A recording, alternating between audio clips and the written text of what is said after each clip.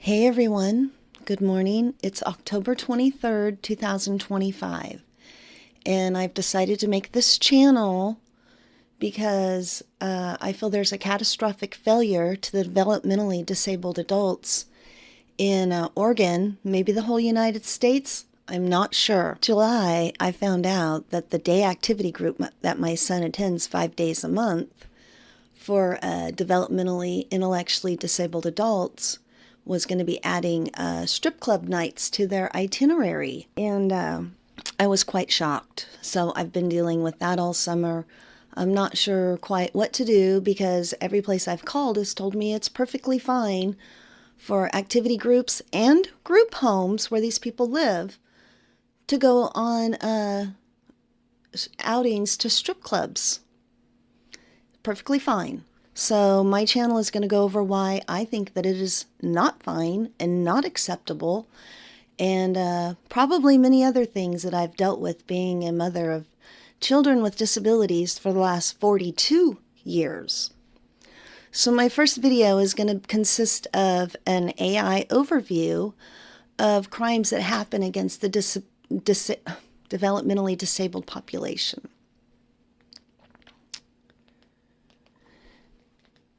In the United States, crimes against people with developmental disabilities are prosecuted, but they are significantly underreported and conviction rates are low.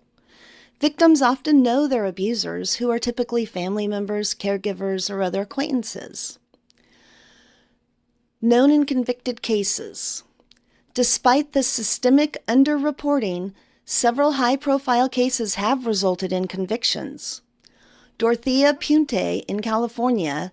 In the 1980s, Punte was a serial killer who targeted and murdered elderly and mentally disabled boarders in her Sacramento home to steal their Social Security checks. She was convicted of 3 murders, and the jury was unable to reach a verdict on the 6 others. Carl DeBrody in Missouri. In 2017, the body of Carl DeBrody, a man with developmental disabilities, was discovered encased in concrete in a storage unit. His caregivers at Second Chance Homes, a facility for people with disabilities, had abused and neglected him for months. This included confining him to a dark basement, withholding medication, and forcing him to fight other residents.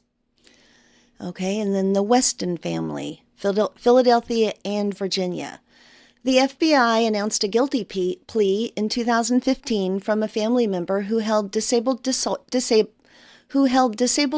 in subhumane conditions, which resulted in a death. The group moved between Philadelphia and Virginia, reporting abusing and neglecting victims and cashing their Social Security checks.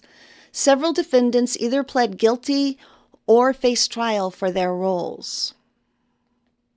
Challenges to investigation and prosecution. Cases involving victims with developmental disabilities face unique obstacles that contribute to the low number of convictions.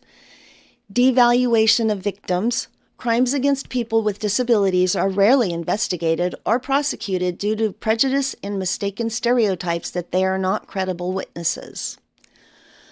Underreporting. The Office of Victims of Crime notes that many crimes against people with disabilities go unreported. Some studies suggest that as many as 80 to 85% of criminal abuse cases in institutions may never be reported to law enforcement. High-risk group. People with cognitive disabilities have significantly higher rates of violent victimization than the general population. Data from 2017 to 2019 shows a violent victimization rate of 83.3 per 1,000 individuals with cognitive disabilities, compared to 12.4 per 1,000 for people without disabilities. Exploitation by caregivers. Individuals with disabilities are often exploited by their caregivers or relatives, who are more likely to be their abusers than in cases involving victims without disabilities. False confessions.